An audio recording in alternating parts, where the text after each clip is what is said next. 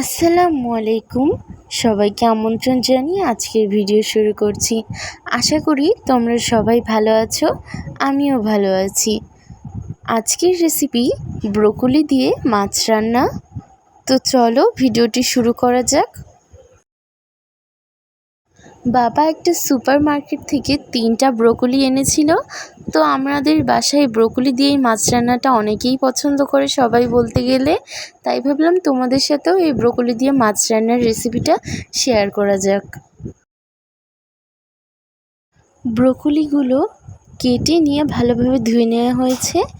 এবার একটা কড়াই গরম করতে দেওয়া হয়েছে, আর এখানে কিন্তু সরিষার তেলটা ব্যবহার করা হয়েছে। সরিষার তেলটা দিয়ে ভালোভাবে কিছুক্ষণ গরম করে নিয়ে ব্রোকলি আর আলু ভেজে নিতে হবে। আর ব্রোকলি আর আলু ভেজে নিলে কিন্তু টেস্টটা বেশি হবে রান্নাতে। লবণ আর সামান্য হলুদ দিয়ে ভালোভাবে কিছুক্ষণ ভেজে নেওয়া হলো। আবারও কড়াইতে সরিষার তেল দিয়ে এবার আলুগুলো ভেজে নেওয়া হচ্ছে।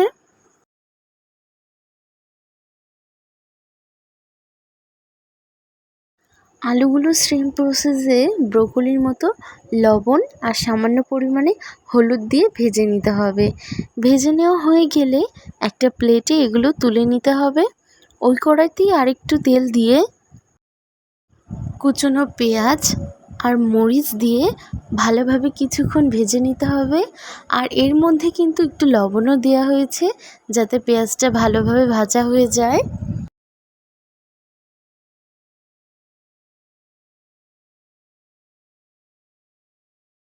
আর এই দেখো, আলু আর ব্রোকলিগুলো ভাজার পর কি সুন্দর একটা লুক এসেছে, দেখে খুব ভালো লাগছে। টাটকা সবজি মনে হচ্ছে দেখেই।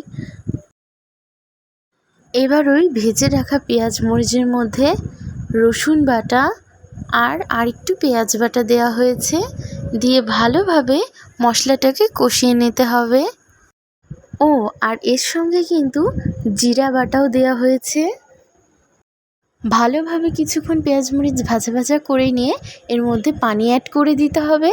পানি অ্যাড করে দিয়ে এর মধ্যে গুঁড়া মশলাগুলো দিয়ে দিতে হবে। হলুদ গুঁড়ো, মরিচ গুঁড়ো আর ধনে গুঁড়ো দিয়ে ভালোভাবে মশলাটাকে কষিয়ে নিতে হবে। মশলা থেকে যখন তেল ঝরতে শুরু করবে, আবারও এর মধ্যে আরেকটু পানি দিয়ে মশলাটা আবারও কষিয়ে নিতে হবে।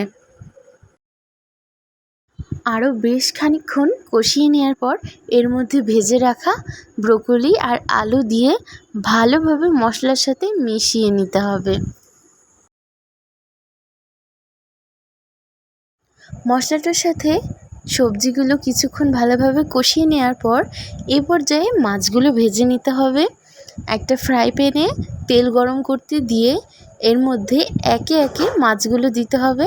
আর মাছগুলো কিন্তু নুন আর হলুদ দিয়ে কিছুক্ষণ মাখিয়ে রাখা হয়েছে। মাখিয়ে রাখার পরেই মাছটা ভাজতে দেওয়া হচ্ছে। আর কড়াইটা কিন্তু আগেই বেশ পরিমাণে গরম করে নিতে হবে, না হলে মাছটা ধরে যাওয়ার সম্ভাবনা আছে।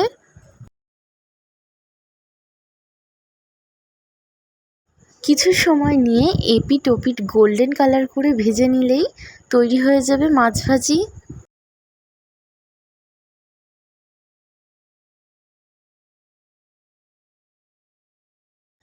এবার সেই সবজির মধ্যে দিয়ে দিতে হবে পানি।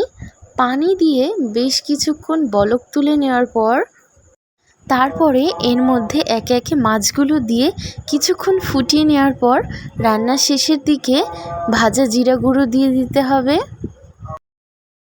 এবারে তৈরি হয়ে গেল ব্রোকলি দিয়ে অসাধারণ মাছ রান্নার রেসিপিটা। ভিডিওটি ভালো লাগলে লাইক, কমেন্ট আর শেয়ার করে দিও। ফেসবুক পেজটা ফলো করে দিও, আর ইউটিউব চ্যানেলে বেল বাটনটা অন করে আমার পাশেই থেকো। আজ এই পর্যন্তই, আবারও কোনো নতুন ভিডিও নিয়ে তোমাদের মাঝে হাজির হব।